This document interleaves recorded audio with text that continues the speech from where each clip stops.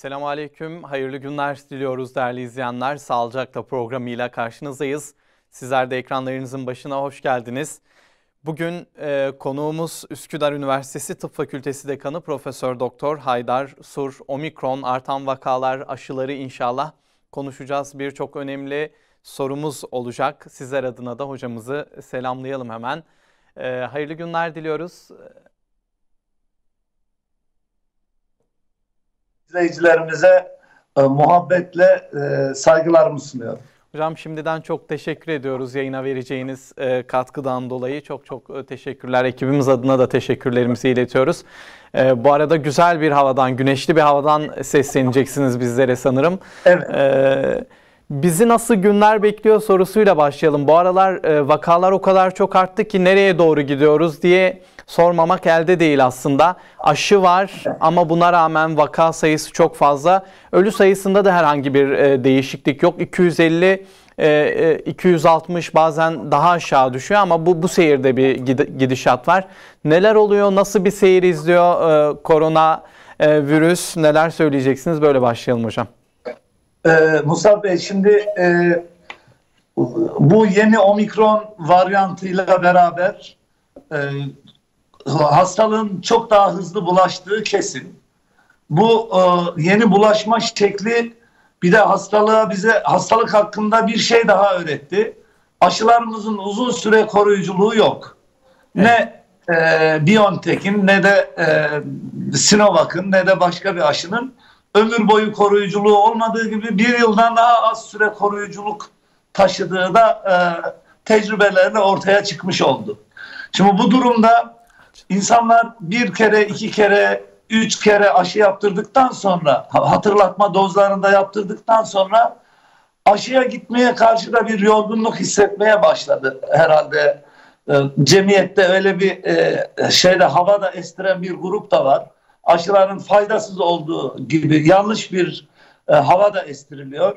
Bunlardan dolayı omikron daha da fazla kişiye yayılma fırsatı buluyor. Tedbirlere de artık toplumsal yorgunluk nedeniyle ne maskenin takılmasında ne de sosyal mesafenin korunmasında, kapalı ortamlarda uzun süre kalınmamasında, hatta el yıkama hijyeninde insanlar eskisi gibi titiz değil ilk zamanlardaki. Evet. Bunların hepsini üst üste koyduğumuzda hele zaten yayılma yeteneği, kabiliyeti diğer varyantlara göre daha da fazla olan bir varyant olan omikronun çok daha hızlı yayılması zaten tabii bir sonuç, beklenen bir sonuçtur. Buna şaşırmamak lazım. Ama şöyle bir olay, her şerde bir hayır vardır'a gidiyor artık. Sonuçta bizim vereceğimiz kanaat. O da şu, aşıyla yapamadığımızı omikron insanları hastalandırarak doğal yoldan, tabii aşılama yoluyla iyi olanlar iyileşecek, vefat edenler de bir şekilde rahmete kavuşacak. Böyle bir tabloya doğru gidiyor ortalık. Peki hocam.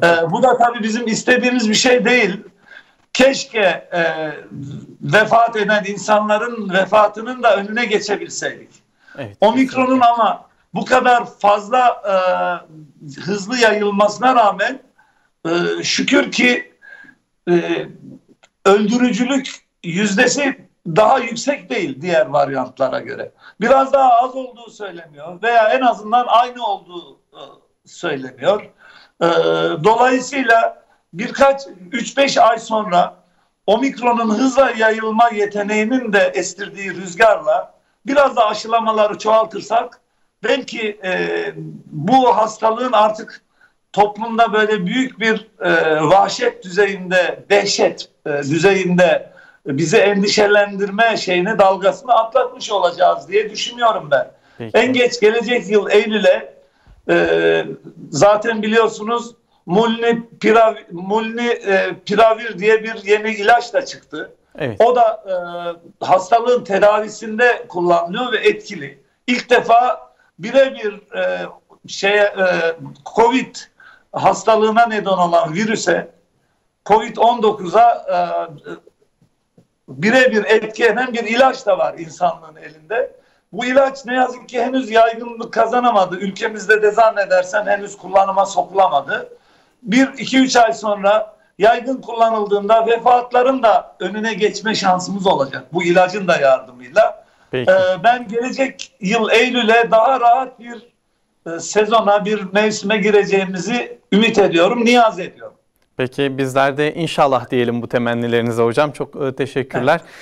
Ben bir hatırlatma yapayım izleyenlerimize. WhatsApp'tan soruları kabul edebiliyoruz değerli izleyenler bugün. WhatsApp'tan yazın, hocamıza sorularınızı yöneltelim. Bu arada şöyle bir soru işareti var değerli hocam. Tabii biraz biz de zemin hazırlıyoruz. Çok dikkat etmiyoruz eskisi gibi. Şöyle bir soru var. Yeni tedbirler alınması söz konusu olabilir mi? Yani bu nasıl seyrediyor şu anda durum? Yeni tedbirleri getirir mi diye bir soru işareti de var. Sizler ne düşünüyorsunuz bu konuda? Vallahi ben böyle bir şeyin gelmeyeceğini, %90 ihtimalle yeni bir tedbirlere başvurulmayacağını tahmin edebiliyorum. Şunun için dünyanın hemen hemen bu hani laboratuvarları ve bilim adamları imkanıyla bu hastalığı analiz eden, inceleyen ve raporlayan ülkelerinin başında ABD, Japonya, Almanya, İngiltere gibi ülkeler geliyor. Bu 4 ülkenin, Japonya'yı bilmiyorum orada son durum nedir ama en azından Almanya, İngiltere ve Amerika Birleşik Devletleri'nde tedbirler tamamen kaldırıldı. Yani artık ne olacaksa olsun hastalık toplumda endemik, yani her zaman görülen ve alışıldık hastalıklardan biri haline gelsin stratejisine geçildi. Bu eğer çok önümüzdeki günlerde tehlikeli bir durum öngörülmüş olsaydı böyle bir şeye geçmezlerdi. Bizim ülkemizde zaten oralardan yayınlanan raporların, alınan kararların, politikaların, stratejilerin ışığında, doğrultusunda kendi ülkemizin bilim adamlarının, 100'ü aşkın bilim insanının ortak aklı sonucunda tedbirler alınsın, alınmasın gibi bir öneriler ortaya konuluyor. Şu anda bilim insanlarımız da öyle bir öneride bulunmuş değil. Evet, peki. Öyle bir şey olmayacak gibi görünüyor. Peki hocam, çok teşekkürler. Değerli bir yorumdu gerçekten. Çok çok sağ olun. Şimdi omikron varyantı geldi ama hakkında çok fazla yanlış ya da doğru bildiğimiz yanlışlar var hocam. Özellikle semptomları konusunda neler söyleyeceksiniz merak ediyoruz. Yani omikron varyantının semptomları neler? Bizler doğru olarak bildiğimiz hangi yanlışlar var? Bu konuda bazı düzeltmeler de yapmak gerekiyor. Buyurun. Evet. Şimdi size şunu söylemek isterim değerli Musab Beyciğim. Her şeyden önce benzer enfeksiyon hastalıklarına sebep olan birden çok virüs ailesi var. Bunlar mesela influenza, grip ailesi, RSV denilen bir tür var. Başka virüsler var. Size adını söyleyerek burada başınızı ağrıtmak istemeyeceğim. Koronavirüs ailesi de bunlardan biri oldu. Bunların esasında semptom üzerinden birbiriyle ayrıştırılması mümkün değil.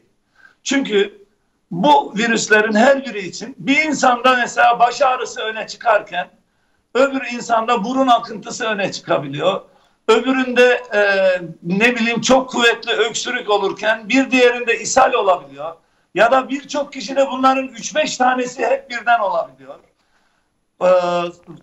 Covid ilk çıktığında virüsü sırt ağrısı, kas ağrısı ve özellikle bacağı vuran, bel ağrısı ve bacağı vuran ağrıların çok öne çıktığı, diğerlerinde çok sıklıkla görmediğimiz tablonun orada ortaya çıktığına şahit olmuştuk. Evet. Ama en fazla ortak noktası ateşti. Bildiğiniz gibi. O nedenle de hatta insanlara kapalı yerlere girerken ateşlerini ölçerek alınma uygulamaları falan yapıldı. Şimdi omikron için ateşin yine en baskın olduğunu söyleyebilirim. Yalnız omikronun diğer varyantlardan farkı öbürlerinde mikrobu vücuda aldıktan sonra 4 gün ortalama sonra hastalanıyordunuz. Bunda 1 güne kadar o süre kısaldı. Virüsü bugün aldınız, yarın hastalanabiliyorsunuz. Evet. Hızla yayıldığı gibi vücuda girdikten sonra da hızla hasta ediyor. Dolayısıyla hızlı bir virüs diyebiliriz omikron için. Evet. İyileşmesi de hızlı oluyor doğrusu. Diğer virüs 14, 15 belki 28 günlerden bahsediyorduk ilk dönemde. Sonra 14 güne indiği anlaşıldı bu şeylerin, vakalar arttıkça. Ama omikron için 7 günün yeterli olduğunu, hadi 2 gün 3 günde tedbir süresi koyalım. En geç 10 gün içinde bu insanın artık iyileşip virüsü başkasına bulaştırmaz hale geldiği belirlendi. Peki. Şu anda. Çok nadir durumlarda 14 güne kadar uzayabildiğini de parantez içinde söylemiş olalım. Ayrıca özellikleri bunlar. Bunlardan başka size daha fazla bir şey söyleyemeyeceğim. Bu işte. Laboratuvarda ayrıştırabiliyoruz sizin anlayacağınız. Peki hocam. Şimdi semptomlar biraz hafif seyrediyor. Bazen biz de test yapmaktan kaçınıyoruz hocam maalesef. Bu da daha fazla yayılmasına sebep oluyor. Bazen de tam tersi oluyor. Çok ciddi bizi etkiliyor ama hangi etkide başvuracağımızı, yani hastaneye gideceğimizi de kestiremeyebiliyoruz. Hangi belirtileri görürsek hocam hastaneye başvuralım, bunu da sormak istiyoruz. Çok teşekkür ederim. Güzel bir soru. Ben işin başından başlayayım. Peki. Bu test yaptırma, PCR testi, hani insanın burnuna bir çubuk sokuluyor falan. Bazı insanlar o bir anlık bile olsa o şeyi yaşamaktan kaçınıyor nedense. Çok ızdıraplı bir şey olmasa, tehlikeli bir şey olmadığı halde yine de böyle bir çekinik olan insanlarda çok karşılaştım ben. Ben onlara şöyle tavsiyede bulunuyorum. Madem PCR yaptırmaktan kaçınıyorsunuz, sizde bu halsizlik belirtileri,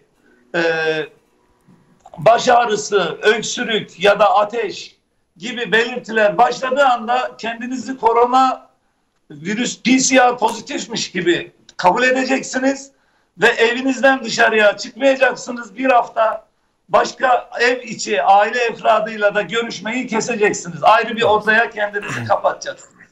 Yapabileceğiniz en makul davranış bu olur dedim. Birincisi bu.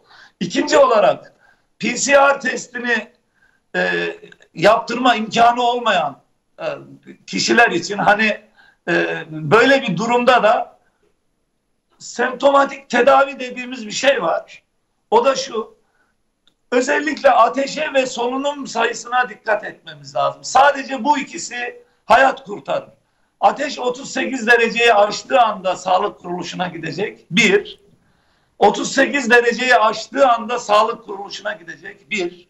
Çok önemli olduğu için tekrar ettim 2 kere.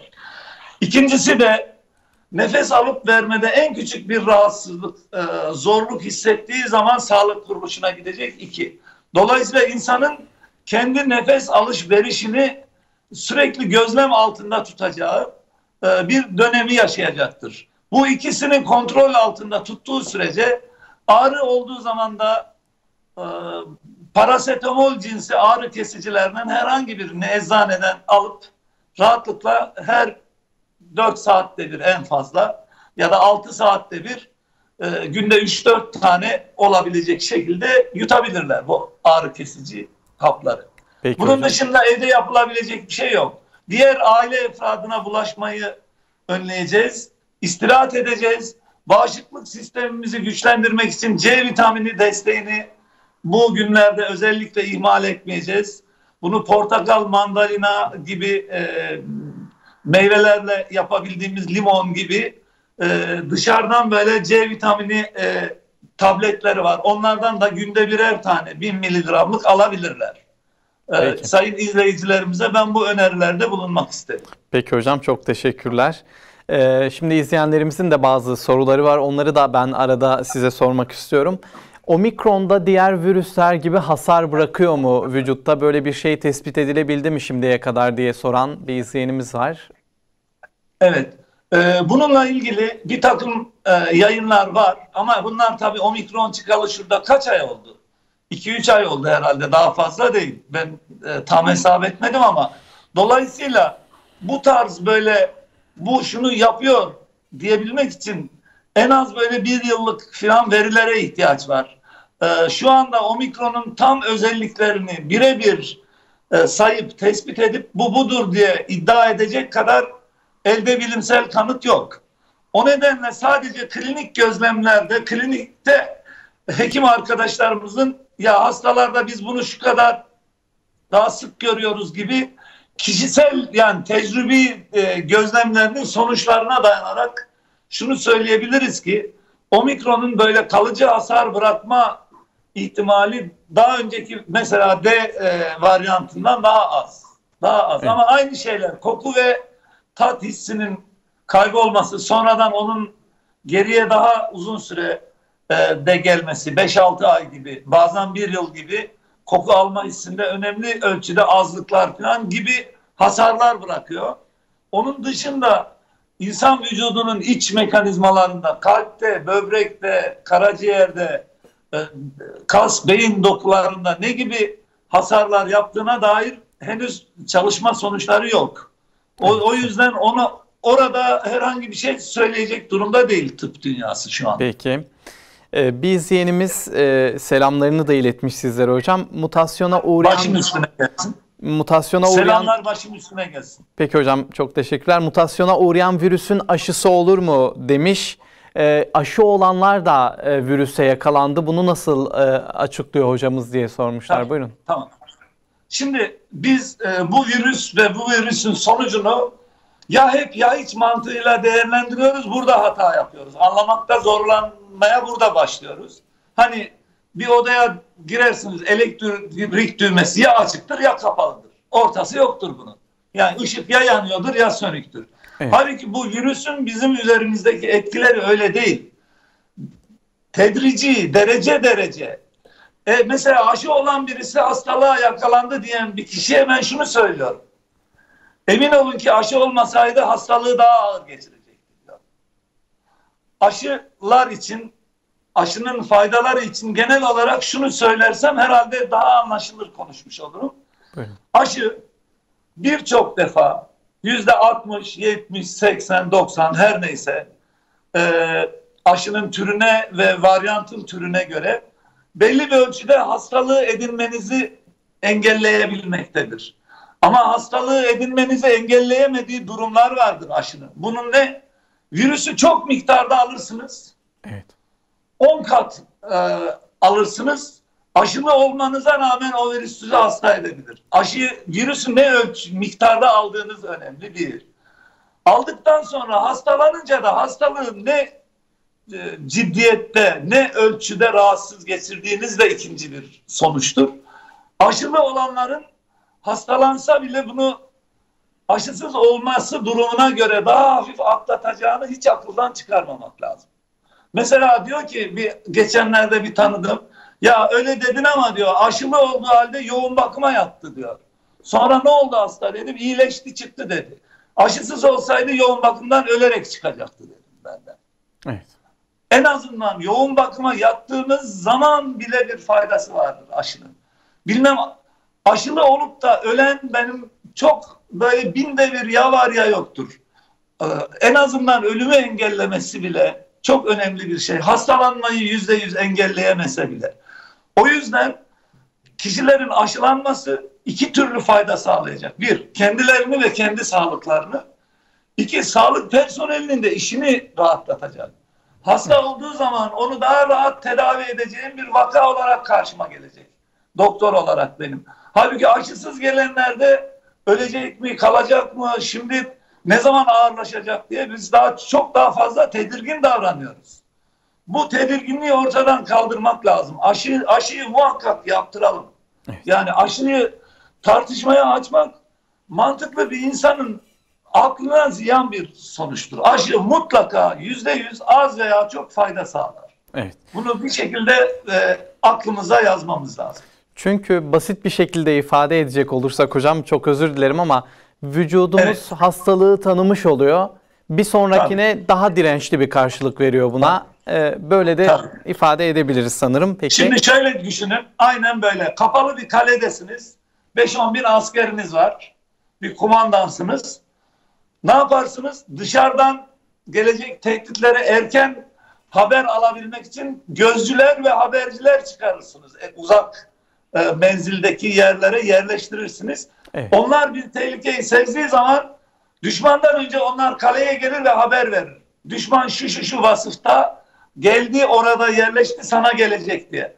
Aşı aynen böyle haberci, sizin için çalışan bir haberci gibi sizi önceden hazırlıyor. Böyle bir vücudunuzun savunma sistemini. Böyle bir avantajdan niye mahrum olalım ki? Evet, peki. Yine izleyenlerimizden gelen bir soru. Belki bu sorduklarımızın devamı niteliğinde olacak. Bu virüs tamamen biter mi, yoksa hayatımızın bir parçası olarak mı devam edecek? Her sene aşı mı olacağız diye sormuş hocam. Bu işte burada cevap verirsem kehanete girer. O yüzden de inşallah virüs tamamen elini eteğini çeksin diyelim. Ama ikinci şıkkın olma ihtimali de var.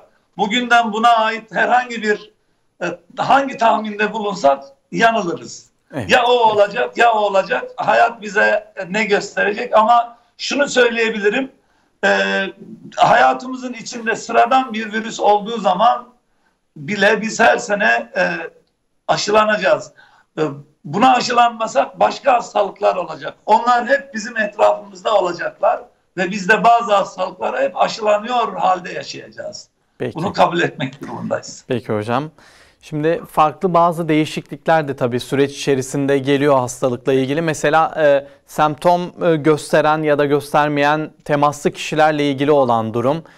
Şu anda aşılanmışlarsa karantinaya dahi alınmıyorlar hocam bunlar.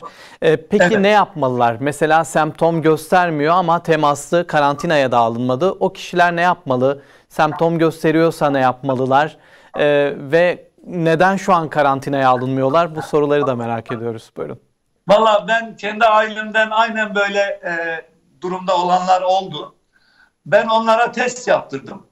Testin sonucuna göre pozitiflerse karantinaya, pozitif değillerse sisteme kayıtlı olmak önemli burada. E-nabız sistemine mutlaka sonucumuzu temaslıysak bile bir şekilde kaydedip o Hayat Evesrar HES kodu üstünden kararımızı vermemizin en uygun olduğunu düşünüyorum.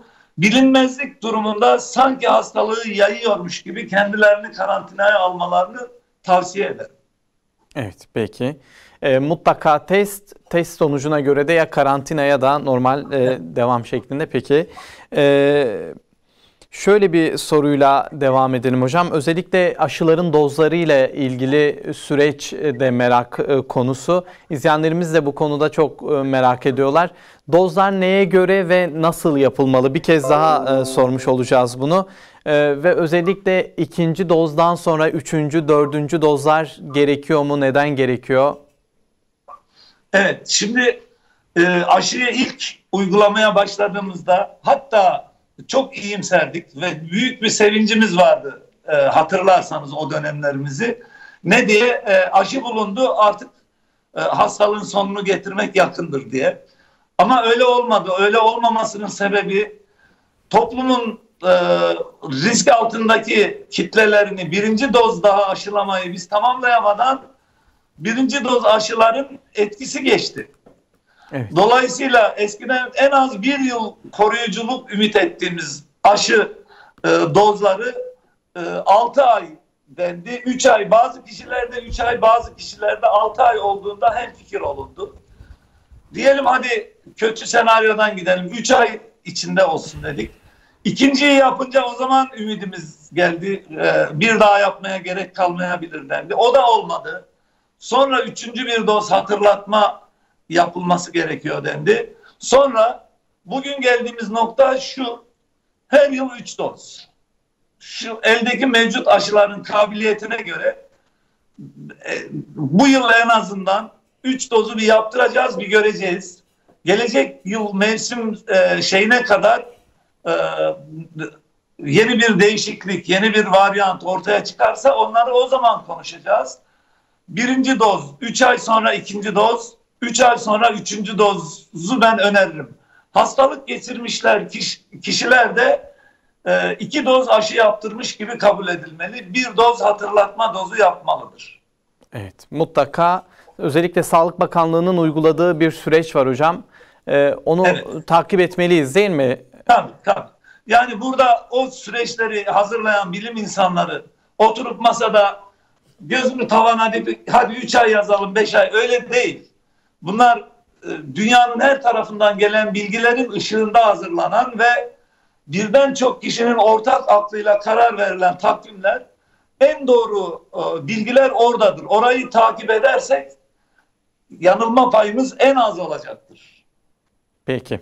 Çok teşekkürler hocam. Şimdi farklı varyantlar da söz konusu tabii hastalıkla ilgili. Bizim izleyenlerimizden de özellikle mutasyonla ilgili sorular çok geliyor. Mesela virüs bir kişide nasıl mutasyona uğramış olabilir ve nasıl bir etki bırakıyor? Peki vücut bununla nasıl mücadele ediyor gibi hocam?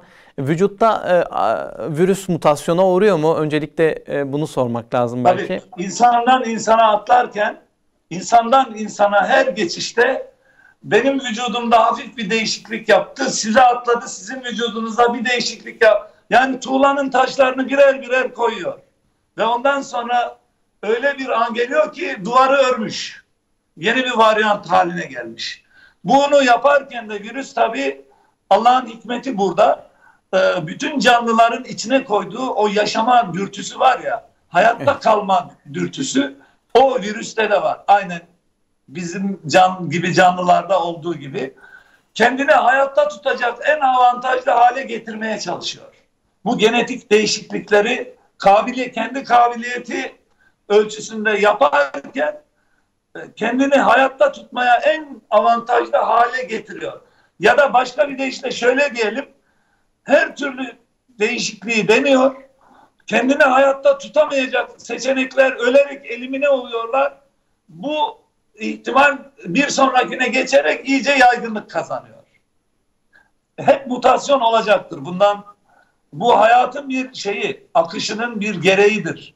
Mutasyon, hepimiz günden güne azar azar değişmekteyiz. Virüs de böyle yapıyor. Peki. Hocam grip aşısıyla ilgili genelde örnekler verilirken griple ilgili verilir. Çünkü grip aşısı da her sene değişir. Bazen hatta sezona da yetiştirilemez. Çünkü hangi varyant olduğu ya da nasıl seyredeceği bu senenin bilinmez. Siz de bu görüşe katılıyor musunuz? Mesela grip aşısı gibi mi olacak artık? Öyle mi seyredecek bu süreç? Öyle de olabileceğini ben öngörüyorum. Grip aşısıyla ilgili şu teknik bilgiyi vermek isterim. Şöyle bir durum var.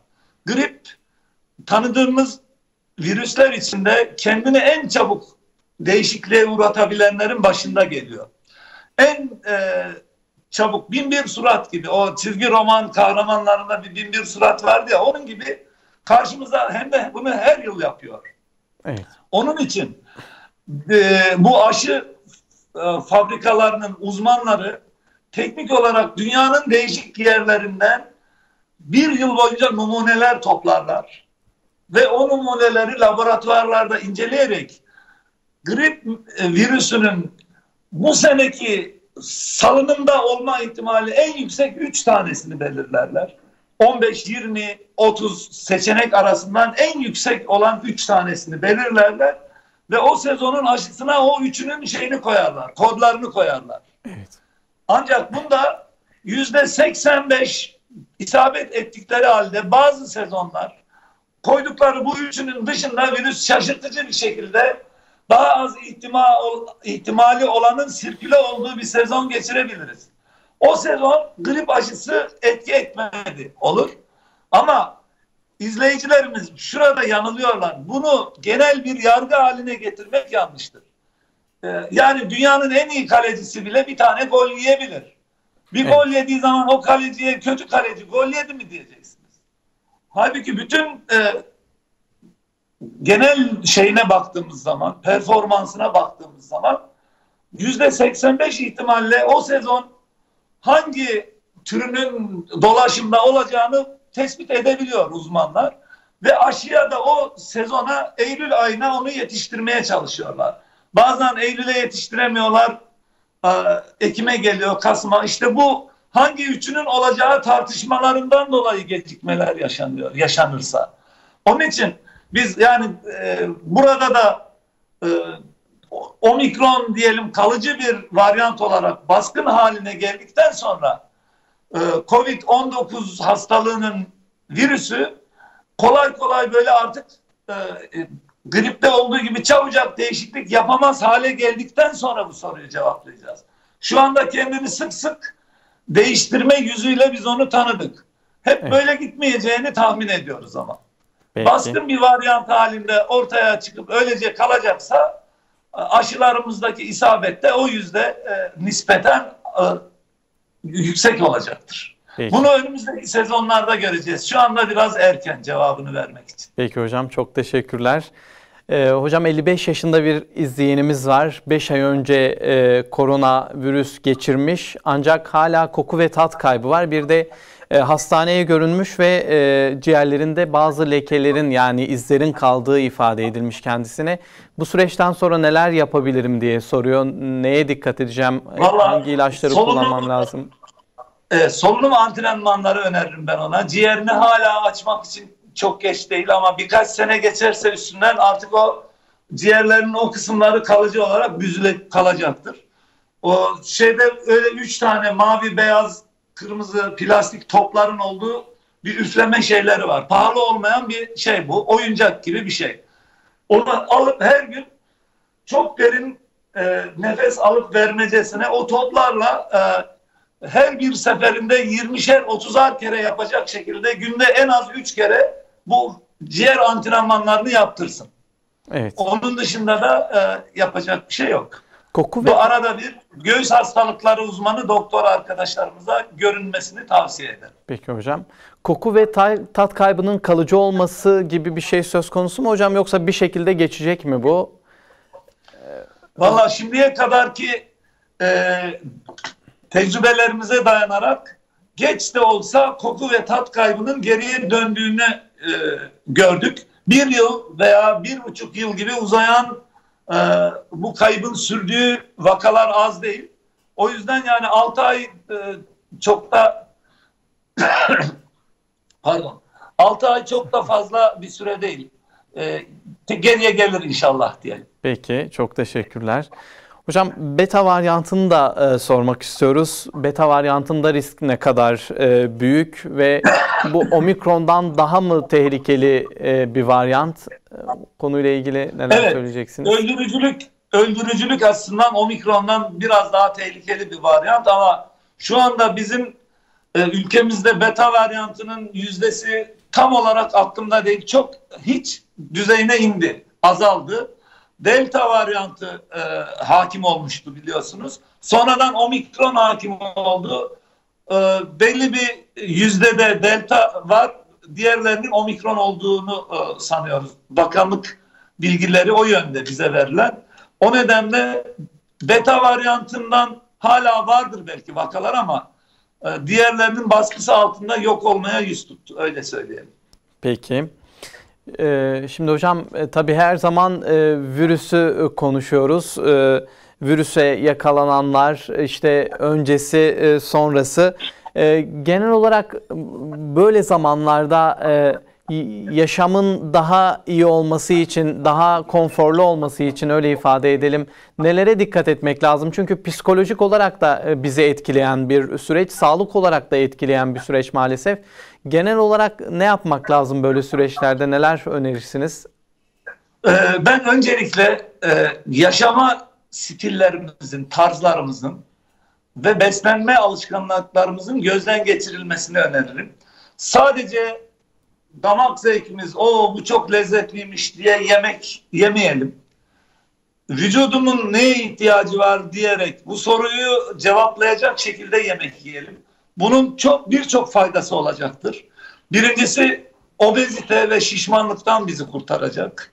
Vücudun ihtiyacına göre ve o miktarda yemek yeme alışkanlığını kazanabilirsek.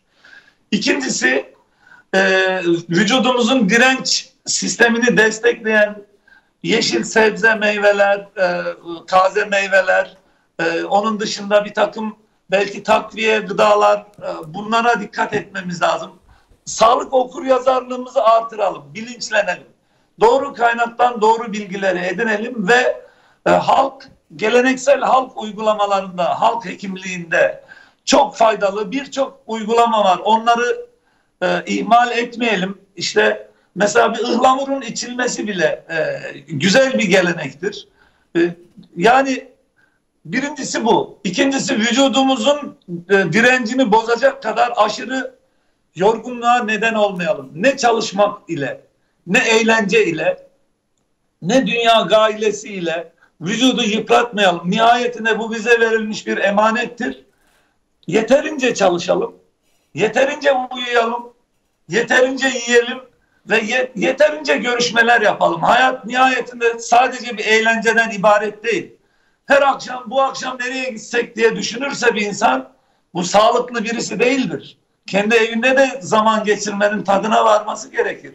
Dolayısıyla itidalli yaşamak diyorum ben. Bu vücudu zinde tutmanın en güzel yollarından birisi itidalli yaşamak. İkincisi stresten uzak tutmak. Psikolojik stresimizi oluşturan faktörleri hani yok etmek bizim elimizde olmayabilir. Ama o faktörlerin bizde oluşturduğu stresi yönetmek bizim elimizdedir. Bunu mümkün olduğu kadar bazı şeyleri oluruna bırakmayı öğrenmemiz lazım. Her şey olacağına var. Ben elimden geleni yaptım. Bundan sonrası ya kısmet demeyi bilmesi gerekir bir insanın ve karşısına çıkan sonuçları da kabullenmesi gerekir. Çok stres altında vesvese, stres, endişe bunlar hepsi bağışıklık sistemini kökünden bozan duygulanımlardır. Bunlara çok dikkat etmemiz lazım. Vücudumuzu güçlü tutalım. Bir de hayata da yani hep gamlı baykuş gibi her gün bir felaket senaryosuyla konuşan insanlardan olmayalım. Bize verilen bir hayat var. Çok güzel bir memlekette yaratılmışız. Çok şükür. Bunun için şükretmesini de bilmemiz lazım. Ve öyle felaket senaryoları da olmayacak hayatımızda. Bunları Peki. kabullenirsek sağlıklı insanlar sağlıklı kalmayı becermelidir. Ben Peki. bunları tavsiye etmek isterim. Peki, çok teşekkürler hocam. Önemli tavsiyelerdi gerçekten. İzleyenlerimizden gelen bazı sorular var. Müsaadenizle ben onları da Buyurun. sizlere yöneltmek isterim. Bir izleyenimiz, evde yaşlı anne babam var ve tüm aşılarımı, hatırlatma dozlarımı oldum ama yine de şayet virüsü kaparsam ve hissetmezsem kaptığımı onlara bulaştırma durumum var mı diye sormuş. Evet, az da olsa bu ihtimal var. Bu ihtimali ortadan kaldırmaya, tam kaldıramasak bile azaltmaya yönelik bir iki şeyi, şüphesiz bu dinleyicimiz kendisi yapıyordur bunları ama ben bir üstünden geçmek istiyorum. Bir, virüsü size bulaştırabilecek kişilerle sosyal mesafenizi hep uzak tutun.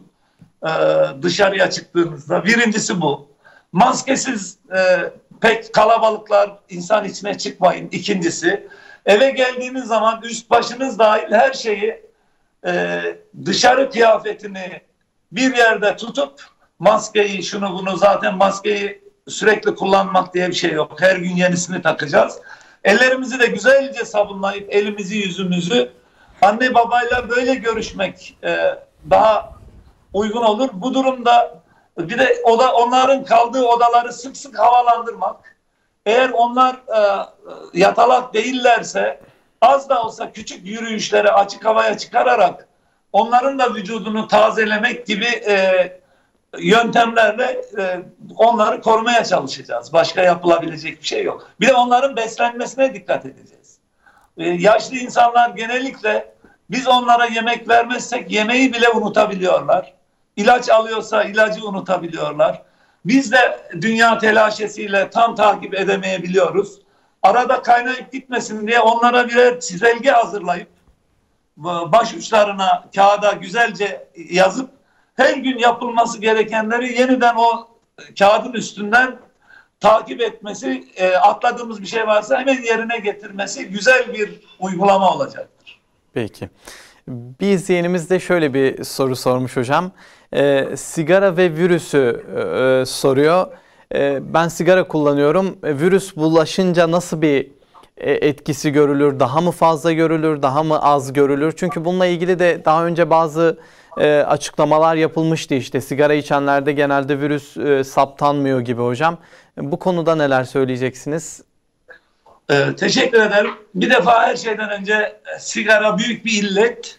Bu dinleyicimiz ve bütün aynı durumda olan dinleyicilerimiz için biz de buradan dua etmiş olalım. Allah bir an önce o illetten kurtarsın bu kardeşlerimizi. Amin inşallah. Ama sigaranın önceleri virüs ilk çıktığında Fransa kökenli birkaç yayında ölenlerin çoğunun sigara içenler olduğu gibi falan bir yayınlar yapılmıştı. Fakat sonraki yayınlar bunu desteklemedi ve sigara ile doğrudan bir ilişkisinin olmadığını söyledi. Ancak uygulamada şöyle bir şeyler var Musab Bey. Mesele ellerin ağza ve yüze, göze götürülmesi meselesi ise sigara bize bunu günde birçok kere yaptırdığı için virüsü almamızı en azından uygulama açısından kolaylaştıracaktır. Eğer mutlaka sigara içmesi gerekiyorsa, bağımlılık da tabii bizim anlayışla karşıladığımız ve saygı duymamız gereken bir durum oluyor. O durumda bile içtiği sigarayı çok fazla ağzına soktuğu şeyleri bir yerlere temas ettirmemeye özen göstermesini ben önereceğim. Bir. İkincisi, hastalanması açısından sigara içen ve içmeyenlerin son yayınlarda çok bir farkı olmadığı şeklinde bir bilgi yaygın şekilde. Ancak hastalandıktan sonra eğer solunum sistemi tutulması başlamışsa sigara içmek işte o zaman, yani hastalık sizde ağır seyredecekse onu atlatmanız açısından sigara çok büyük bir tehlike meydana getirmeye devam ediyor. Evet. Sağlıkçının tedavi etme şansını zorlaştırıyor, azaltıyor. O açıdan yine de sigara her durumda bizim bir şekilde ayak bağımız olmaya devam ediyor. Bunu akıldan çıkarmamak lazım. Bunun dışında yok sigara şeyden koruyormuş falan, bunların gerçeklikle hiçbir alakası olmayan söylencelerdir bunlar. Peki. Çok teşekkürler hocam. Gerçekten önemli tavsiyelerdi. Bir izleyenimiz de risk grubundaki hastalarla ilgili durum ne olacak? Özellikle omikron onları ne kadar etkiliyor? Çünkü bizim de hastalarımız var. Çok dikkat ediyoruz ama yine de endişelerimiz, korkularımız var. Risk grubundaki hastalarla ilgili hocamız ne önerir? Ne yapmaları gerekiyor? Bu süreçte neler yapabilirler diye. Evet. Diğer varyantlar ne kadar tehlike arz ediyorsa omikron birazcık daha fazlasını arz ediyor, tehlike arz ediyor. Çünkü yayılma hızı çok fazla. Eğer riskli bir hastaya yayılmışsa, hani biz genel hastalar için omikronun öldürücülüğü fazla değil en azından. Hatta biraz daha az bile olduğu iddia ediliyor bilim arenasında, ama riskli hastalar açısından böyle bir şey yok. Omikron'la en az diğerleri gibi bu hastalar için tehlike olmaya devam ediyor. Çabuk bulaşma yeteneği olması nedeniyle o hastalarımıza eskisinden daha fazla da dikkat etmemiz gerekiyor. Hiçbir zaman yıkanmamış ellerle falan onlara bir hizmette bulunmamak, odalarının hijyenik koşullarda iyi havalandırılmış ve çok fazla kişinin girip çıktığı ayak altı olmayan yerlerde barınmaları falan, bunlar hayati önem taşıyor. Aman dikkat diyelim. Peki. Hocam yayınımızın da artık son dakikalarınızdayız. Bir kez daha çok ifade ettiniz, çok önemli tavsiyelerde bulundunuz. Hatırlatma amacıyla yayını kapatırken yine tavsiyelerinize başvurmak isteriz. Bu süreç nasıl geçecek, nasıl neler yapmalıyız diye tavsiyelerinizle noktalamak isteriz. Buyurun. Çok teşekkür ederim. Bir defa omikron varyantının baskın yayılmış haliyle karşı karşıyayız. Bu omikron diğer varyantlara göre çok daha hızlı bulaşıyor. Eskiden 15 dakika kontak, temas sonunda bulaştığı ortalama belirtilirken burada 1 dakikanın bile yeterli olduğu gibi çok daha çabuk olduğu sonuçlarını biliyoruz. Dolayısıyla yayılma hızı çok fazla olduğu için vaka sayılarımızı 100 binlerin üstüne sıçrattı bildiğiniz gibi. Ama bu ila nihaya böyle gitmeyecek ve insanlığın bir de birebir omikronun da içinde bulunduğu tüm varyantlara etkileyen bir ilaca kavuşmuş olması, evet, bir ilacın bulunmuş olması bizim ümitlerimizi artırıyor. Ancak ilaç henüz dünyada yaygın olarak kullanıma sokulmadı. 3-5 ay içinde bunun yaygın kullanılmaya başlanacağını tahmin ediyorum. Bu hastalananların da daha güzel tedavi edilmesiyle en azından ölümcül olmaktan çıkarılacağı ümidimi bir kere daha tekrar etmek isterim. Hastalık her sene karşımıza tekrar tekrar gelse bile aşı artı ilaç ile biz onu korkulu rüya olmaktan çıkaracağız gibi duruyor. Yeni bir gelişme olmazsa. Bugünkü bilgilere dayanarak böyle diyorum. Ben yine iyimserliğimi koruyarak bütün insanlığın başından bu belanın def olmasını Allah'tan niyaz ediyorum. Bilim insanlarının da bu yönde çabaları olduğunu söylemek istiyorum. Temennilerinize bizler de amin diyoruz. Ekibimiz adına, televizyonumuz adına, hocam izleyenlerimiz adına çok teşekkür ediyoruz. Değerli katkılarınız, yorumlarınız, tavsiyeleriniz için. Çok çok teşekkürler. Saygılar sunuyorum Musab Bey. Bizler de saygılar bütün sunuyoruz hocam. izleyicilerimize saygılar sunuyorum. Sağ olun. Hayırlı günler, huzurlu, bereketli günler diliyoruz sizlere. Allah'a emanet olun. Selametle kalın inşallah. Çok sağ olun. Değerli izleyenler, Üsküdar Üniversitesi Tıp Fakültesi Dekanı Profesör Doktor Haydar Sur bizlerle birlikteydi. Omikron ve artan vakaları konuştuk kendisiyle. Çok önemli tavsiyeleri oldu yayınımıza. Tekrar kendisine teşekkür ediyoruz. Bu haftada Sağlıcakla programının sonuna geldik. Haftaya yeni bir konuk ve konuyla inşallah tekrar huzurlarınızda olmak ümit ve duasıyla sizleri Allah'a emanet ediyoruz. Hoşça kalın, hayırlı günler diliyoruz. Allah'a emanet olun.